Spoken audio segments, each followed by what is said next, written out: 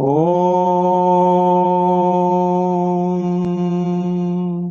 वक्रतुण्डमहाकाय सूर्यकोटिसमप्रभ निर्विघ्नं कुरु मे देव सर्वकार्येषु सर्वदा। सरस्वती नमस्तुभ्यं वरदे कामरूपिणि विद्यारम्भं करिष्यामि सिद्धिर्भवतु मे सदा। गुरुर्ब्रह्मा गुरुर्विष्णुः गुरुर्देवो महेश्वरः गुरुः साक्षात् परं ब्रह्म तस्मै श्रीगुरवे नमः।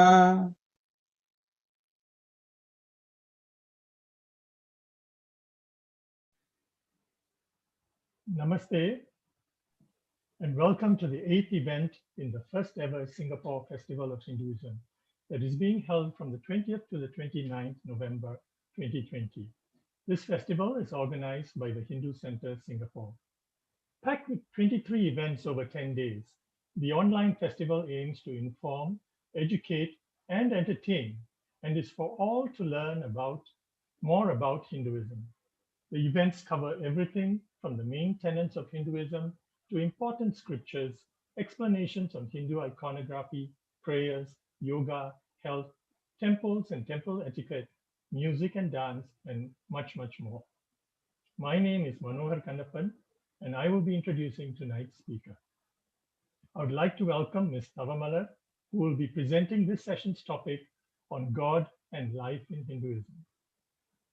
Malar's journey in studying Hinduism started with the Hindu Centre in 2006. The more she learned, the more she was fascinated with its intelligence and richness, and more importantly, her devotion for God, informed by the invaluable teachings, deepened.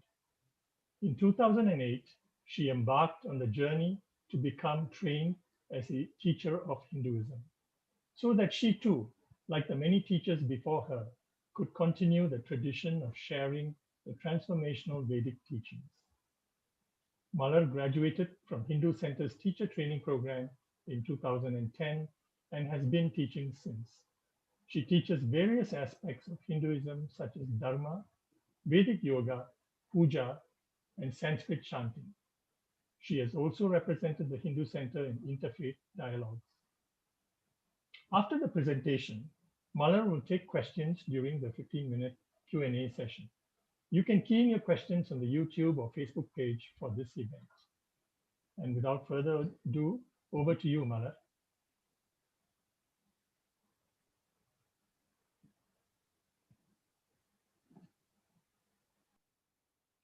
Thank you for the introduction, Mano. Namaste, a very good evening to everyone. Welcome to my talk, where I wish to share with you about what Hinduism or Sanatana Dharma has to say about God. As I unfold the knowledge about God, as revealed in our scriptures, inevitably God's connection and role in our lives will be revealed. So sit back, relax, and reflect. I would like to start my presentation today with a story.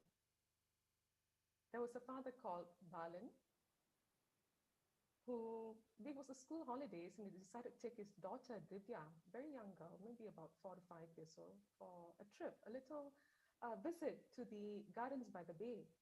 And he brought this young child and she was just so fascinated by everything she saw around her, the beautiful plants, trees, the varieties of flowers. It just amazed her. And she had Malar, so many questions. I may interrupt, it's very soft. Okay, let me. Is it still very soft? Yes. Is it better now?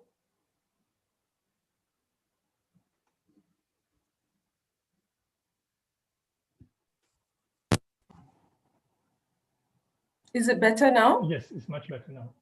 Thank you. Okay. All right. Let me start the screen sharing again. I apologize for these technical glitches.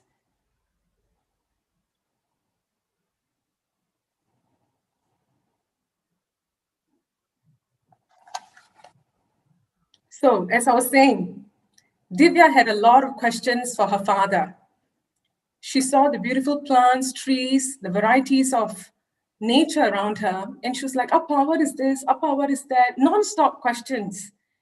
And finally, she asked him, Appa, who created all of this?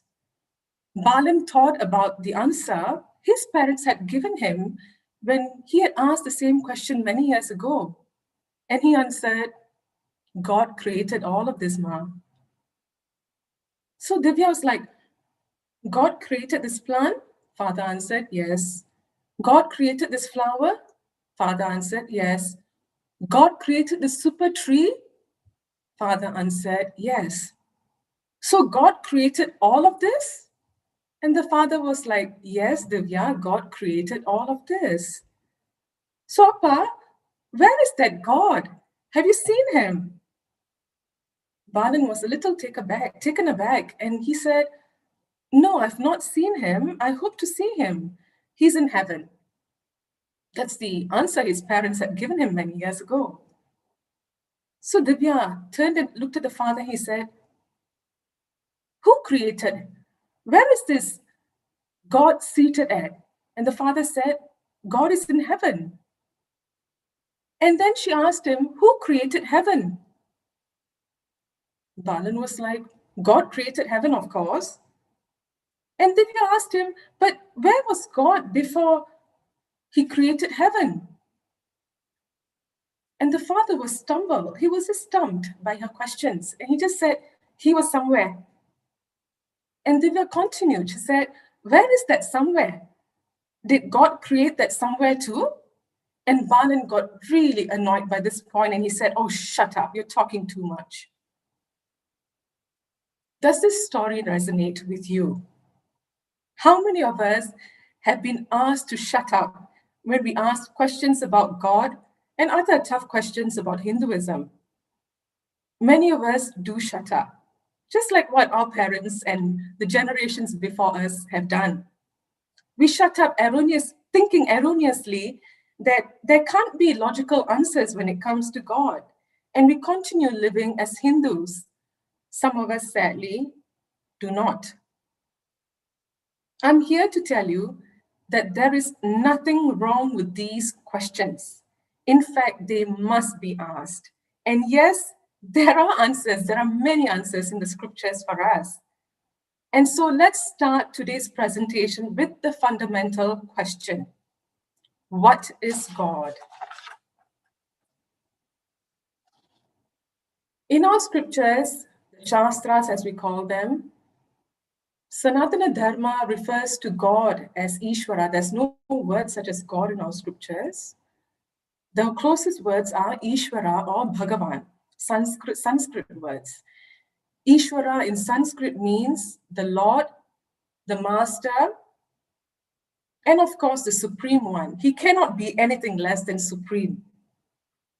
The scriptures do not refer to Ishvara as just one specific deity like Shiva. Okay, it's the all-encompassing supreme God. And the scriptures go on further to elaborate on the attributes of God. The first attribute the scriptures tell us is God is omnipresent, all-pervading. The Sanskritam word is sarvavyapi. The Ishavasya Upanishad opens with the line, Ishavasyam idam sarvam. All that is here is God. This God is all-pervading. He is universal. He is infinite. He is ananta. He is not bound by space or time. Space and time exist in him. There is no start. There is no end to him. So what borders can there be? He's borderless. And because he is infinite, he is therefore formless. He has got no form. And being formless, how can this God, this Ishvara, have agenda? Of course, you are wondering, why is it I keep referring to Ishvara as he? It's just for the ease of communication. But this Ishvara is genderless. Being borderless, not being bound by space and time, this Ishvara does not reside in a particular place. In fact, There is no place where God is not. Sarvavyapi. The second attribute of Ishvara is he is omniscient. He is all-knowing. If we look at this world, this world is an intelligent creation. It is not something random. The parts of the universe are not randomly put together. There is an order in the universe, starting with the microsystem of my body, the way the cells, they function, the way the blood flows in my body. It's in a particular direction. It flows in a particular vessel. The way my physiological processes in the body, they function all in order. Let's go beyond my body and look at the macro system. We look at the universe. The sun rises from the east and sets in the west. The planet Earth rotates in a particular direction. It's tilted at a particular angle. If it were to tilt a bit more, a bit less, that's it. The whole universe, the whole world, the Earth would go into complete disarray. The birds migrate in specific seasons of the year. There is an order in this universe. It's an intelligent order. How can a being less than intelligent create something so intelligent? It has to be a being that's all knowledge, that knows everything. That is Ishvara. This Ishvara, this omniscient Ishvara, has complete, total, and limitless knowledge about everything in this cosmos. He is aware of the past, the present, and the future. Nothing escapes him. He knows what goes on in each and every one of our lives. He knows everything that's happening everywhere. He is Sarvajna, the omniscient. The third attribute of Ishvara is he's omnipotent. He's all-powerful. Coming back to this world, he's Sarva Shaktiman. If there is an earthquake in Indonesia, we can feel the power of the vibrations here in Singapore. How many times have our papers reported it, feeling the vibrations? Something that happens so many thousands of miles away. When there is a flood in Ganga, the Ganga River, the force of her water, the flows of her water, it erodes, the flow of the water, it erodes away. Mountain sides, they've been there for aeons. Tough mountains, their sides get eroded away by the force of her water. Villages are destroyed in the floods. So there is so much of dynamic power in this earth, the sheer power of this earth. Even scientists, they recognize it, they acknowledge it, and they tap into that power. That's why we've got solar power, we've got hydroelectric power, we've got even nuclear power. This whole cosmos is so dynamic. There's just energy in it, right? The cosmos itself is so full of energy.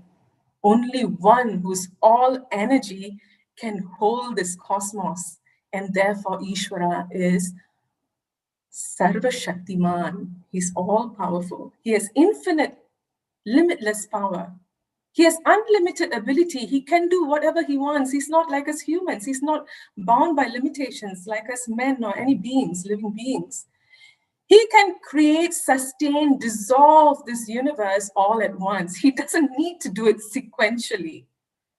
It can happen, everything at the same time, in any order that he wants with just a thought. He can accomplish anything he wants in this universe. He has power over all the elements. He is Sarva Shaktiman. Help us understand Ishvara better and to connect with him better. The scriptures, the Shastras, have gifted us two models to help us understand and connect with God. The first model is the favorite deity model. The attributes of the omnipotent, the omnipresent, and the omniscient supreme God are superimposed on a particular form. And These are not random arbitrary forms. These are forms that were revealed in the scriptures themselves. The forms they represent God's multivarious, diverse functions in this universe. And a devotee may choose to worship a form that they are drawn to. And that form they choose for worship is called Ishta Devata. Sometimes they follow the family tradition or the village tradition and they worship their Kula Devata or Grama Devata. So the Ishta Devata that we worship, it may change in the course of our lifespan, depending on our needs. At one point, I may want to pray more to Goddess Durga, Ma Durga, because I want more strength and courage in our life, because she's, after all, the one who removes all sorrow and difficulties in my life. When I have to study for my exams, when I'm in my studying stage, I will want to connect with Ma Saraswati, because she's the goddess for learning and clarity of thoughts. Any task I want to embark on, the first Devata, the first God I pray to is Ganesha, because he is Vigna Raja, and he is the one who removes all obstacles in any task I embark on. In Sanatana Dharma, 6 traditions of worship have evolved with the forms. The 6 popular traditions of worship are Shaivam, the worship of Shiva; Vaishnavam, the worship of Vishnu; Shaktam, the worship of Shakti; Ganapatyam, the worship of Ganesha; Kaumaram, the worship of Skanda or Muruga; and Saumaram, the worship of Lord Surya. These traditions are adopted by most Hindus around the world. And there is a 7th tradition called the Smarta Sampradaya or Vaidika Sampradaya. People of this Sampradaya, they'll connect with any of these forms. It doesn't matter to them. Okay, they connect with any of these forms. All the forms and the modes and ways of worship have been revealed initially in our Hindu scriptures, the Vedas and the Agamas. And along the way, each sampradaya or tradition has developed its own scriptures. For example, in Shaivam we have the Devarams. In Vaishnavam, we have the Divya Prabandham. In Shaktam, we have the Devi Mahatmyam. Okay, so each of the sampradayas have developed their own scriptures, their prayers, their rituals, the practices, their temples, and the chants. For example, Ashtotarams, Sahasranama, bhajans. It's just beautiful. The various forms available to connect with that form that I'm drawn to. Let's move on to the second model to understand and connect with God. That's the one absolute reality model. In this model, the universe is seen as a manifestation of God. Let me elaborate a bit more. To create an object, I need material and I need knowledge on how I need to create that object. For example, let's look at the pot maker. To make a pot, he needs the material, which is clay. And he has knowledge on how to shape that pot, how to exactly give the right texture to the clay, mix it with enough fluid so that's just the right texture, and to set the pot. He knows at what temperature to bake it at. That's knowledge in making that pot. So remember, in creating any object, there needs to be material cost and there needs to be knowledge. This creation of this universe, the creation of this universe, you will ask, what are the material causes and what is the knowledge or intelligent cause? Scriptures tell us both the material and the intelligent cause are both Ishvara or God. To help you understand this concept better, let's look at the spider that's spinning a web. The spider has knowledge on how to spin that web. It's an intricate geometric design. It's amazing. The spider has the knowledge. It also draws the material from within itself to create the web. Likewise, the scriptures tell us the universe manifests like how the web does from the spider. So Bhagavan or Ishvara manifests the universe, and when it's time, the time is up, he draws the universe back into himself, like how the spider draws the web back into itself. Therefore, if God is both the material and intelligent cause of this creation cannot be separate from God. If I say that the material for this universal creation comes from a source other than God, it means there is a separation between that material and God. If there is a separation in space between material and God, that God is no longer borderless or formless. That God becomes bound by space and time, and it doesn't make sense because space and time came along with creation. Space and time are in God. So therefore, the material and the intelligent cause have to both be Ishvara or God. The entire creation is nothing but God. All this is only God. This is the one absolute reality model. So you will ask, why? Why are there two models to understand God?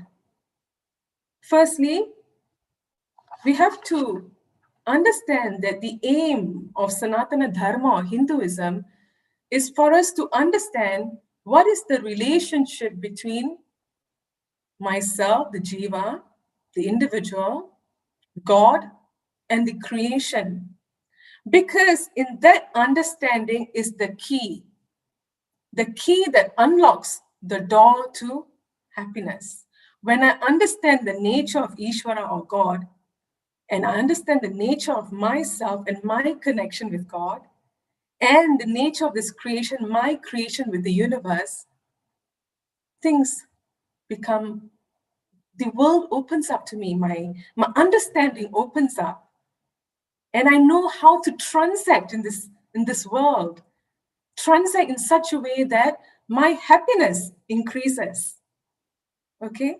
So, which model one is drawn to, either the favorite deity model or the absolute deity, absolute reality model? It's dependent on the individual's state of mind, mental disposition, temperament, stage of spiritual evolution. We all have differing abilities, and we all have different makeups, constitutions. So we are drawn to a particular model dependent on my individual constitution. Both these models are not mutually exclusive. In fact, we start with the basic of the favorite deity model, and then we start our connection with God with that model, and we slowly build up our connection and understanding with the absolute reality model. Both the models, they refer to the same absolute supreme Bhagavan. It's just simply different ways of relating to that supreme God and expressing our devotion. At this point, I would like to address common misconceptions that Hindus and non-Hindus have about God in Hinduism.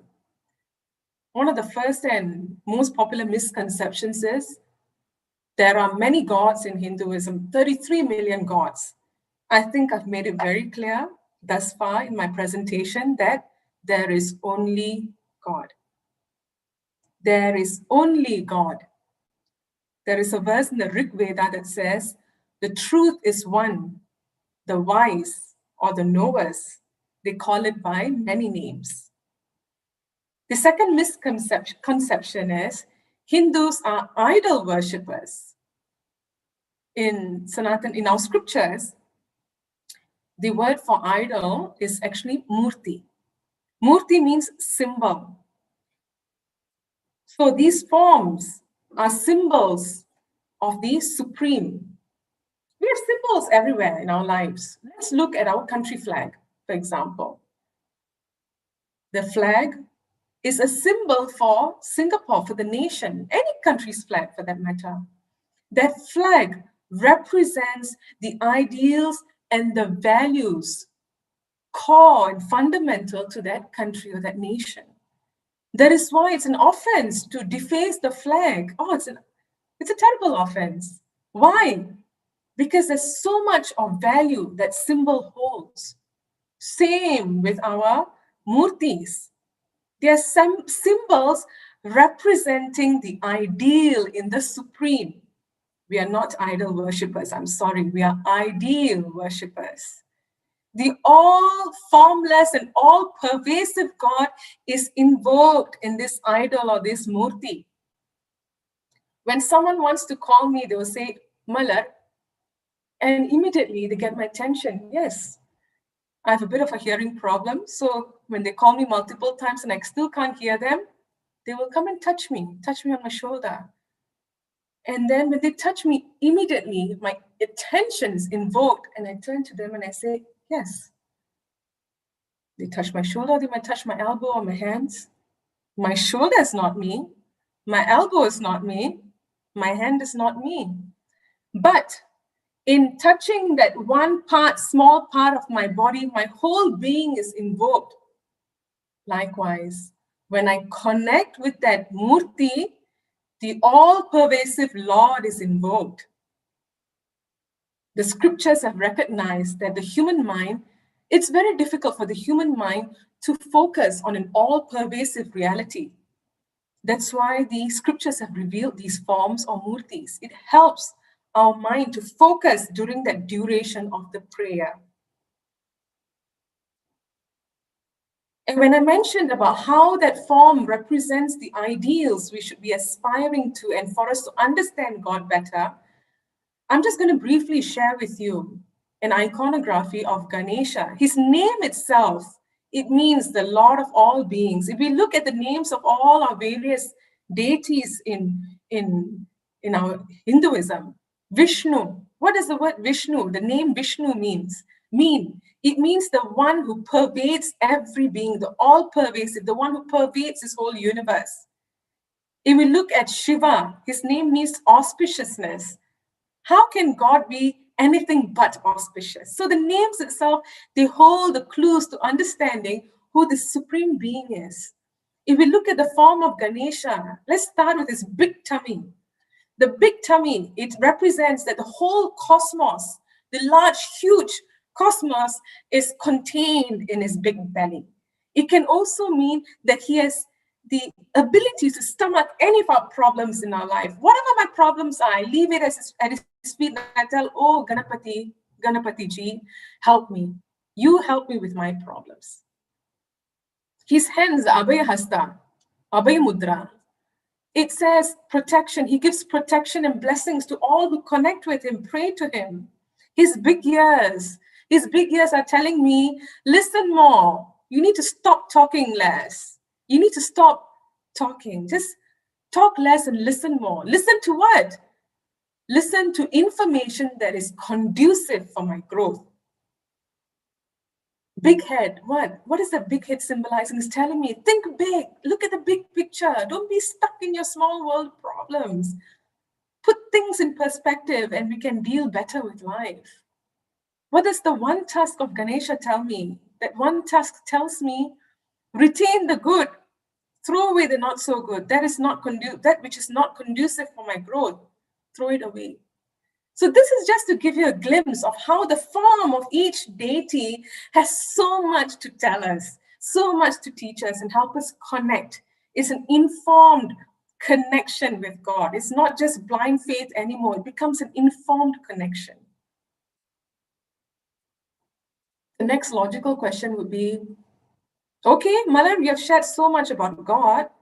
So why should I worship or connect with this God? For that, I need to elucidate for you a law. One fundamental law in this universe is called the law of karma. Many of us have heard about it. Basically, what law of karma is, any action or karma that I engage in produces results. Now, the way the results manifest can be as expected, better than expected. Now, these two are not a problem. It becomes a problem when the results, the way they manifest, are worse than expected or totally unexpected. I want to be at work by 10 o'clock. I leave my house at 9 o'clock. As expected or better than expected, I reach work by 10. And better than expected, I reach earlier than 10. Or maybe my boss meets me along the way and says, hey, Malar, come on, I'll give you a ride to office. Worse than expected, train delays. I don't reach office by 10 o'clock. Totally unexpected. On my way to the train station, not good. Maybe I fall, have a bad fall. I end up in the hospital. So you see, we put in any action that we do, we put in our best of efforts. We have studied the situation. We plan carefully. You know, Singaporeans, we're very good at planning, you know. I'm a project manager, so when I'm planning an event, so many variables. I try to look out for all the variables, anything that could cause risk management, as we call it. I think about all the possible variables that could render an event or project, in trouble.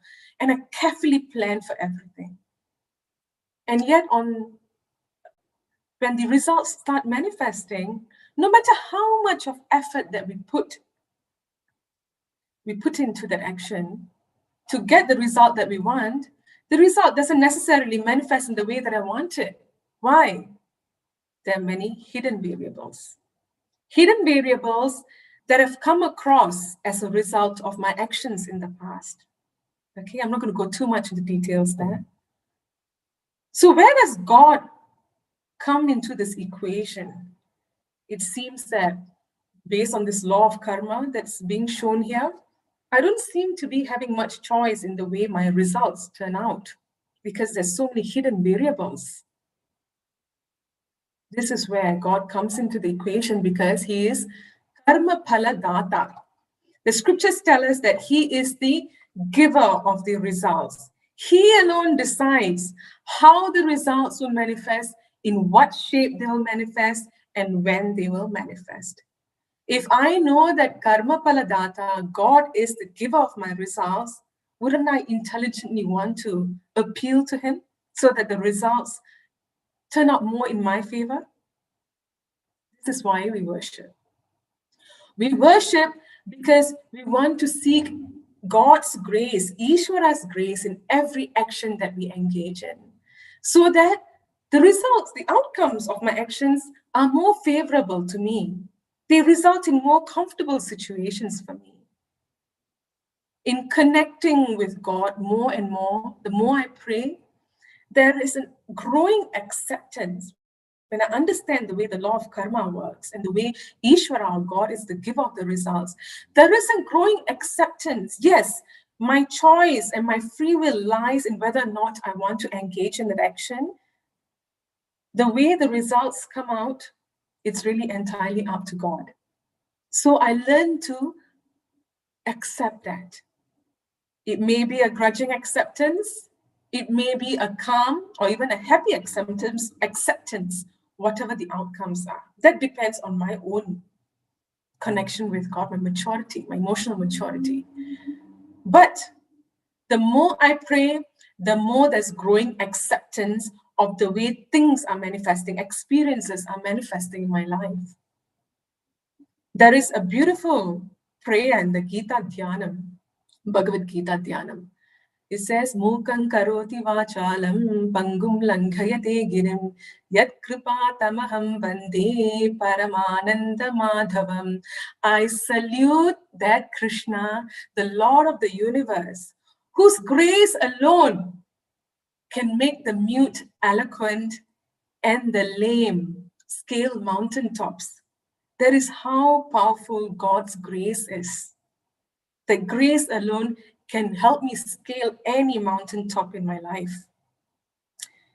The third thing that happens to us, the more I connect with Ishwara, is I gain a strength and resilience. Because God becomes my shock absorber in life. I once went on a safari and I was seated in one of these old models of Jeeps. I think it probably had no shock absorber in it because as the Jeep was going through in the forest, we're trying to spot elephants. There were so many potholes along the way. And the way that Jeep was going, and my mom and I were thrown about in that Jeep. I thought I was going to be thrown out of the Jeep. My head just kept hitting the railings above. Oh, it was a horrendous ride. And I'm sure along the way, newer models of these safari Jeeps have come about with excellent shock absorbers. When I go on a road with a pothole, supposedly there's a pothole on the road, and if I'm in a car it's a very good latest model of car. I'm pretty bad at cars, so I can't tell you which model of car. But basically, these newer cars with excellent shock absorbing systems. The car is still going over that pothole, but I'm not feeling that jerk or the jump, that vibration of that car moving over the pothole because of the good shock absorber. The same it is in my life. Every time a shock comes my way, an uncomfortable situation comes my way, Ishvara, he is my shock absorber. He gives me strength and resilience. As I cross the river of life full of whirlpools and breakers and rapid water flow and all sorts of obstacles, plants, entangling weeds. What I'm trying to drive at is there's this prayer again in Bhagavad Gita Dhyanam. It starts as Bhishma Drona Tata Jayadartha Jala Gandhara Nilotpala.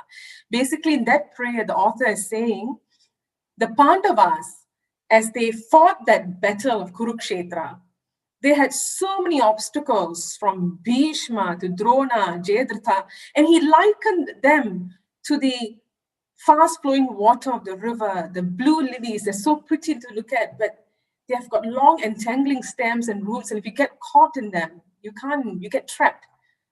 So there's so many obstacles in the river of life, the blue lilies, the water flow, the stones, the big rocks in the river, the shark, the killer whales. So this prayer is saying the whirlpool. So all these different characters in the Mahabharata on the Kaurava side are like these various obstacles in the river. Yet the Pandavas, they crossed that river safely and victoriously. Why? Only because of one factor, Bhagavan Krishna. Krishna was their boatman. Like that, as long as I keep Bhagavan, whichever form of Bhagavan I'm connecting with, and I keep him as my boatman, I can cross this river of life. It's whirlpools. Doesn't matter how many whirlpools there are or lilies, blue lilies there are.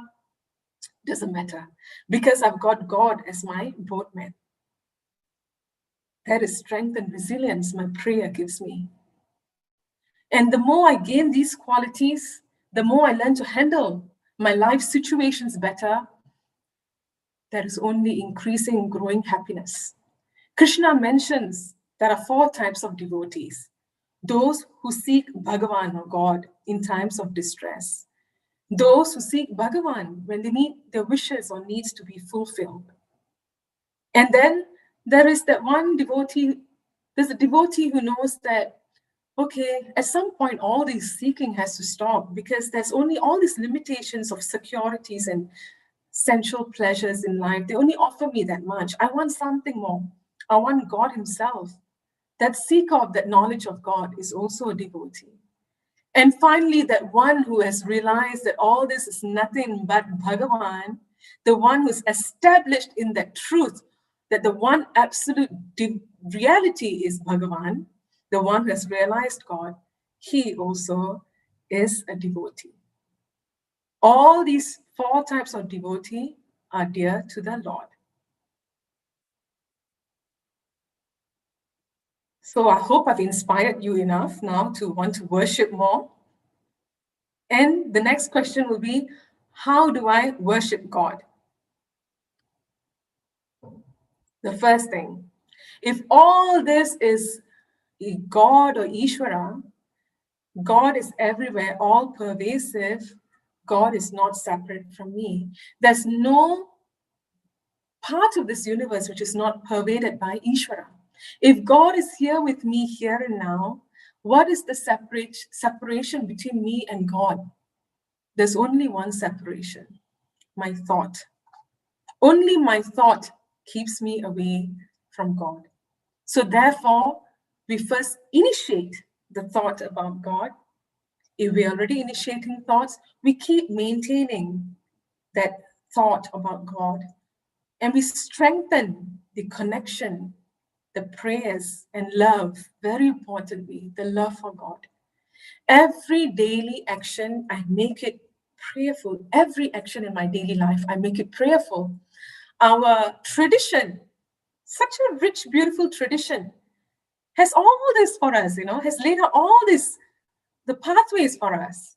From the moment I wake up, I look at my hands and I say a prayer, invoking the Devis, thanking them for the power they've given me, so that with my hands, my body, I have the power to do work. Before my feet touch the ground, I have my prayer for Bhumi Devi. When I take my shower, I invoke the 7 auspicious rivers and goddesses in that water, so that water is rendered auspicious. Before I eat, I say a prayer. When I wear my clothes, I say a prayer. When I wear my bindi, I say a prayer. You see, the tradition is already teaching us, look, every action in my daily life is to be made prayerful, so that my connection with God is strengthened. And then the tradition teaches me, teaches me how I can enhance that connection with God. It tells me, perform your duties. So I have to learn to align my actions with Dharma. Dharma is the universal order. It means my ethics, responsibilities in life. There are universal values that are to be practiced all throughout my life. There are values to be practiced at certain contexts in my life, be it my life stage, my responsibility as my life roles change. That is Dharma, just to mention it very briefly. The scriptures also tell me, listen more to what the scriptures have to say. Listen to stories about God. Praise God with stotrams, prayer, various chants, ashtotaram, sahasranama. Remember God all the time, chanting japa. Japa is the constant recitation of God's name. That's how I remember. I write down. Japa can be also in written form. I do gratitude exercise every day.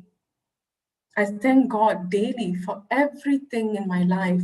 We learn to focus on the things that God has blessed me with. Instead of focusing on the negative, why not? Why not take the effort to focus on the positives that God has given us? The tradition teaches us pujas and various rituals to enhance, putting more effort in connecting with God. Pilgrimages, being in service and protection of not just humans, fellow humans, but all beings. The tradition teaches us how to show respect and protect Mother Nature and her living things. Bhagavan Krishna says in the Bhagavad Gita, he who offers me with devotion a leaf, a flower, a fruit, or even water, I receive that offering by that person whose mind is pure. The underlining subject in the statement is, Bhagavan, whatever offerings we want to give him, as simple, as elaborate as we want, what is most important is my attitude. Is the attitude that matters. My attitude of love for Bhagavan, wanting to know him, wanting to connect him, wanting to seek his grace. With that attitude, he accepts all offerings. This is what we call a God-centered life. The happier a life I want, the more I want to gain resilience in life and learn to cross the river of life and its various obstacles, I need to keep God as my boatman. When I have a God-centered life, life becomes a lot more manageable. I won't say easier, manageable. Maybe it becomes easier as my resilience, my mental strength grows. It grows over time. Life becomes a lot more manageable. Happiness no longer becomes so elusive. I would like to thank the following organizations and teachers who have guided me in my journey of studying and teaching. Without their teachings, I wouldn't have been able to share all about God with you today. And now, thank you so much for your patience. I welcome questions from the audience.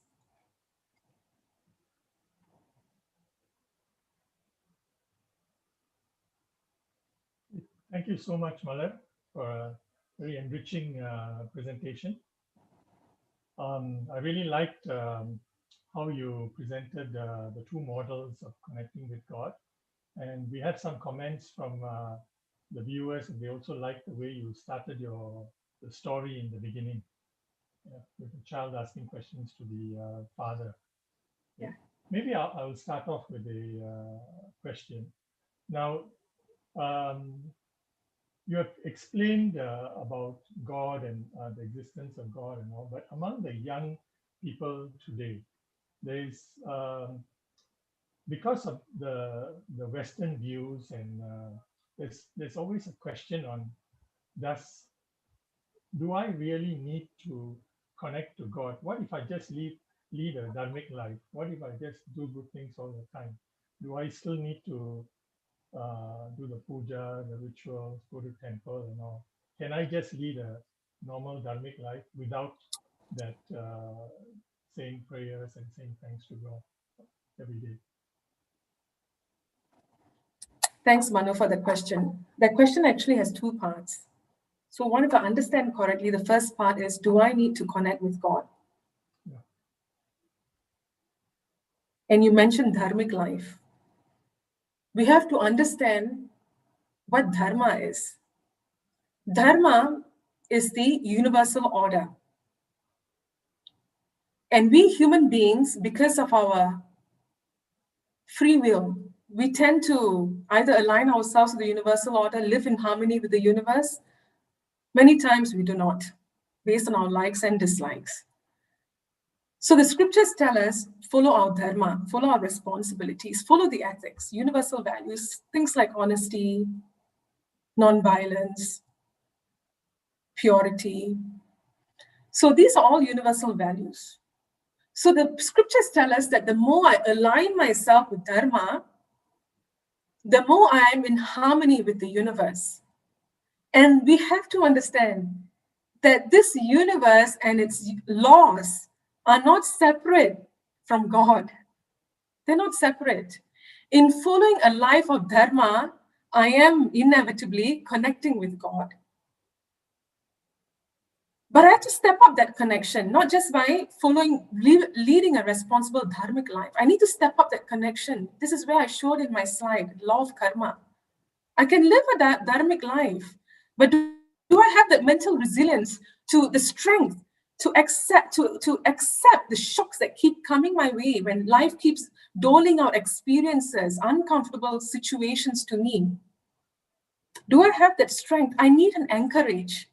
That anchorage is Bhagavan, because I know that he is the one he is the giver of the results.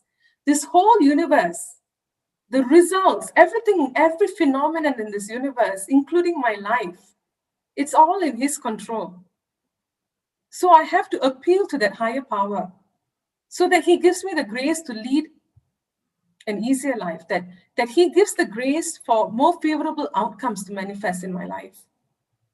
The second part, whether the youths of today need to engage in rituals and pujas. There are many rituals for us to follow, right?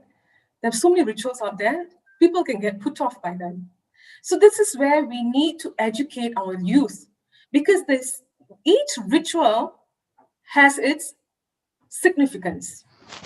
The rituals are done with a particular goal in mind. There's a philosophy around the rituals. So we have the responsibility of explaining to them what the importance of these rituals are, why they are needed. A lot of times, the rituals actually help us gain mental strength and resilience, whether or not we want to Whether or not we recognize it, it actually happens, and we see it later on in our life. With experience, we come to see it. I put aside my likes and dislikes, and I'm forced to adopt what is my responsibility as a Hindu. So that way, I learn to overcome my own personal tendencies, and I learn to live a more mature life, doing my duties. It's the same when we're at workplace, right? We have to perform our duties at work. I may dislike a colleague intensely. You know, the attitude in me says that I don't want to talk to this person, you know, but work responsibility tells me, no, I have to talk to this person because it's my colleague. I need to get work done. So we need to understand that these rituals need to be done. Despite educating the individual on the importance of the rituals, we do not force it upon them.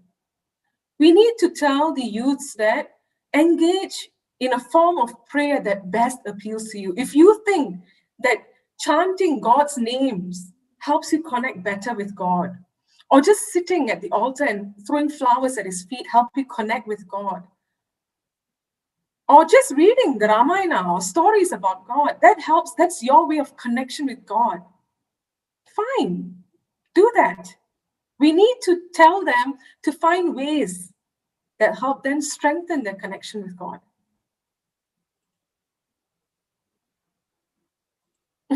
Okay, thank you very much for that, Malar. A very comprehensive answer you have given, and I'm sure a lot of the young viewers we have will benefit from that. Now, to follow on with that, I actually like the way your shock absorber analogy. It made it very simple and clear to understand how connecting with God helps. Now, if there's someone who is new to all this, what can they do to start to deepen their connection with God? I know there are pujas, rituals and all, but there are many who don't know where to start, and sometimes it's too complex for them. So what would you advise them to do? Where can they begin? The first step is to find the form of God that they resonate with. Find that form. If that form is Lord Shiva or Ganesha or Devi, find that form. Sit with that form. Close your eyes and start thinking about God. State their wish. State their wish to God. If this is what they want to learn more in their lives, they want to deepen their connection, ask for that. And God will give that. There are many avenues out there, but first we have to start with a prayer. When we pray, the universe will deliver to us, give us what we desire.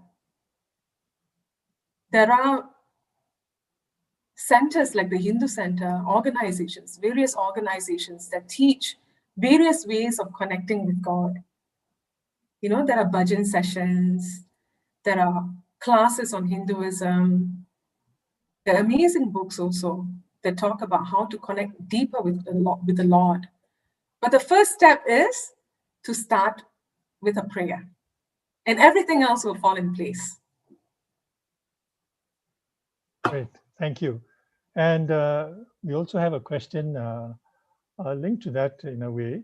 The question is, why should one start this connection with God early in life rather than later?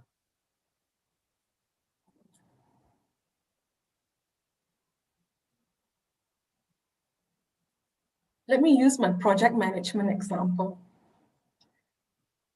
When I have a big project event to roll out, there's a lot of preparation that goes into it.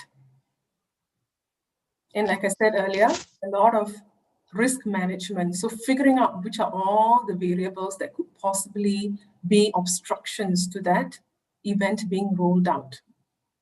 So I prepare for an event that's going to happen one day. There's months of preparation that go into it. The same with life. When we start this connection with a child early on, we teach the child how to love God through stories, simple stories. Let's not go into abstract philosophy, complex philosophy for them. Start with simple things, stories. Stories which help to build up that emotional connection and love for God. The more the child builds up that connection with God, the more the child is going to earn God's grace and protection. And then, according to Charles Karma, things will start happening. Experiences will start manifesting, unpleasant ones. This is where all that preparation for that child in the early years, they help to buffer the impact. They help to buffer the impact of the negative situations that are unfolding for the child in the later years, be it from teenagehood or young adult years. So when that preparation is there, that buffer is there, Ishwara's buffer, the shock absorbing layers of shock absorber is built up in that child, So the child is able to weather, right, whatever experiences there are, because that anchorage, the anchorage to Bhagavan is already there, Right. I hope I answered the question. Yes, you have very well. Thank you. All right. And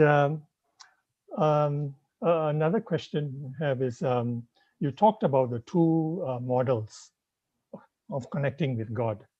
Now, is this a choice people make, or is an evolution that you start with one and then, I know you sort of mentioned it in your talk, but just to clarify, is it something that I choose which model I want to take or start with? Depending on our mental disposition, we will get drawn to a particular model of wanting to understand and connect with God. But there needs to be scaffolding. So scaffolding is putting the layers, the steps, so that I can go up and reach my goal. So if I am drawn, we all start actually with a favorite deity model. No child is born immediately wanting to connect with the all-pervading God. Okay, so we all start with that favorite deity model in our lives. But along the way, some of us may start moving towards the absolute reality model. But we need scaffolding, and the scriptures talk about that scaffolding. And for that scaffolding, what are the scaffolding steps to understand that absolute reality? So this is where rituals, a lot of sadhanas, as we say, spiritual practices will come in. And prayers is a core aspect. If I do not connect with God through prayer, when my devotion is not there, it's very difficult. It's near impossible for me to attain God realization. I have to start with devotion. So I need to find the ways of how I want to manifest that devotion, which method I want to choose. It could be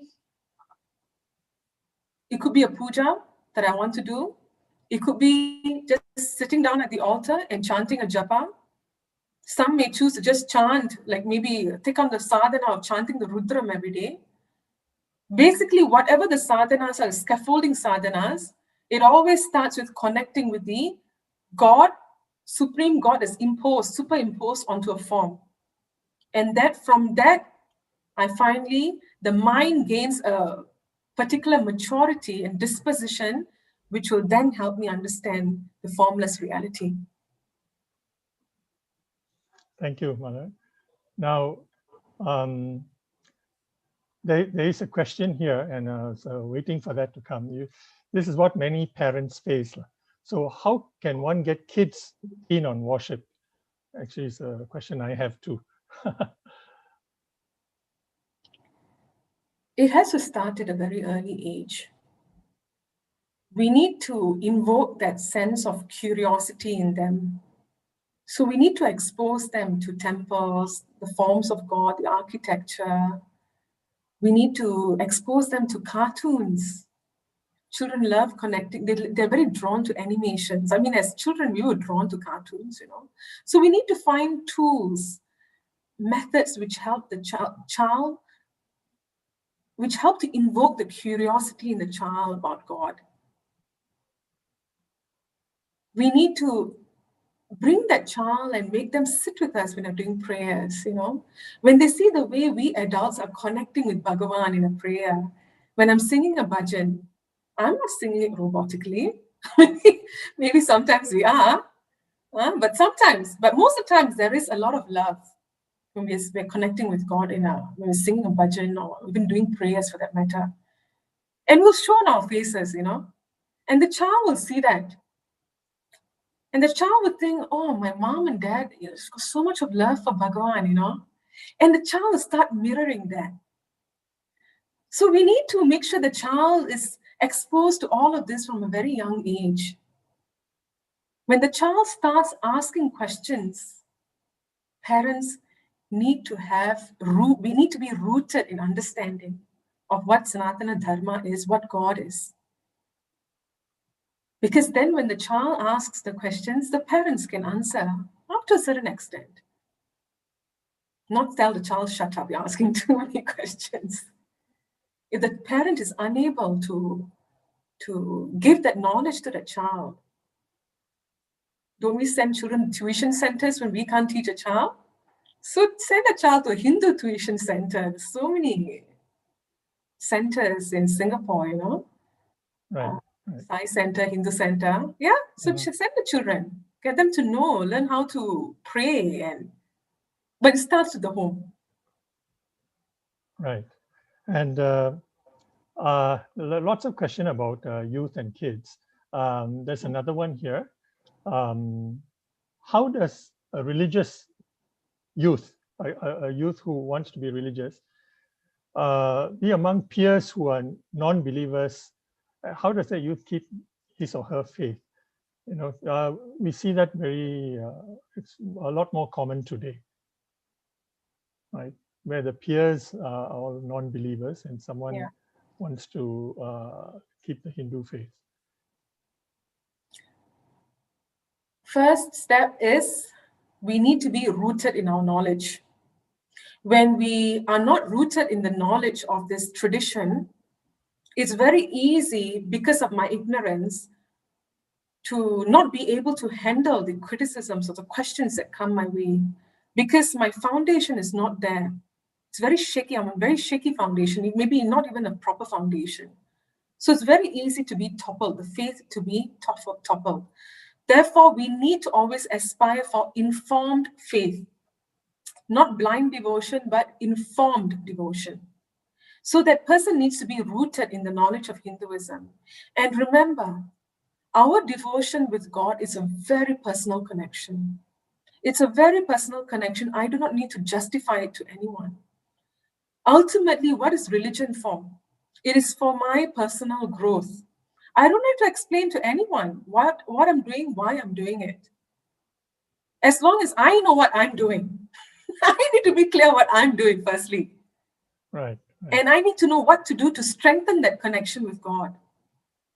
But if that youth is in an environment, despite all this, it's in an environment where he or she is constantly being attacked, they need to stand up and say, look, this is my faith. Just as how I would not attack another point of view, you don't attack mine. They need to stand up and protect.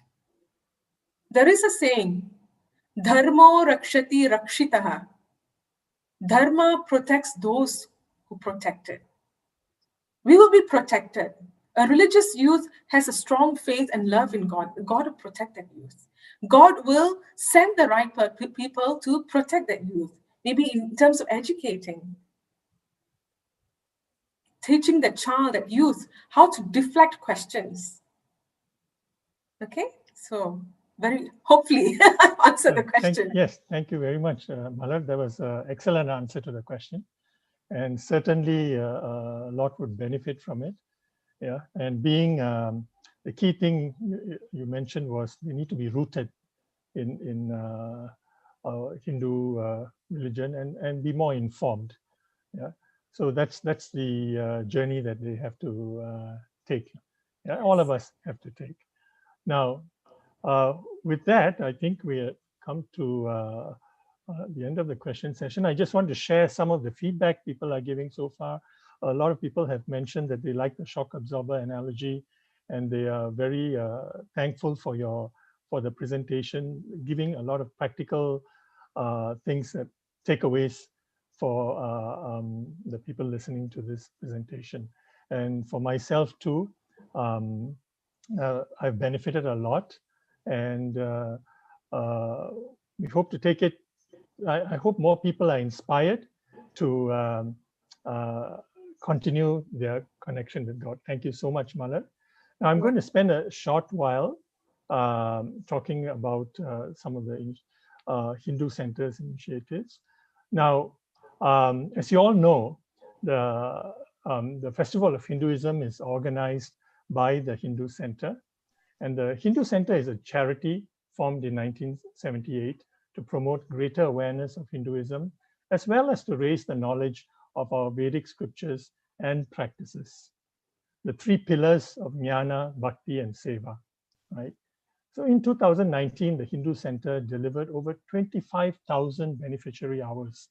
And a lot of this was in the prison and old age homes, and also in the classes we conduct. So we need your support. Your support will allow us to deliver even more in the coming years. So we are making a humble request. You can also volunteer your time and expertise through our various projects, or you can also make donations where possible. Okay, the way to make the donations, as seen in the slides, is through monthly contributions by credit or debit card, or through Giro, or you can make one-time donations through PayNow, or you can scan the QR code to make your donation. So we have events in this Festival of Hinduism that are also helping to lay the foundation for children in Hinduism. So like what Malar just shared, we also will have that in one of the later sessions. Okay. I also want to highlight, for those of you who want to keep up to date with the Hindu Center's activities, you can sign up for WhatsApp messages. This is a broadcast message, so your personal details and all will not be released to the public. You send a message, WhatsApp join, to the number on the screen, and you will be kept in the loop for any Hindu Center activities. All right. And with that, once again, I would like to thank Malar for an excellent presentation, and we move on to the closing prayer. Om Sarvesham Swastir Bhavatu, Sarvesham Shantir Bhavatu, Sarvesham Purnam Bhavatu, Sarvesham Mangalam Bhavatu, Sarve Bhavantu Sukhinah, Sarve Santu Niramayah, Sarve Bhadrani Pashyantu, Ma Kaschid Dukkha Bhag Bhavet. Om Shanti Shanti Shanti.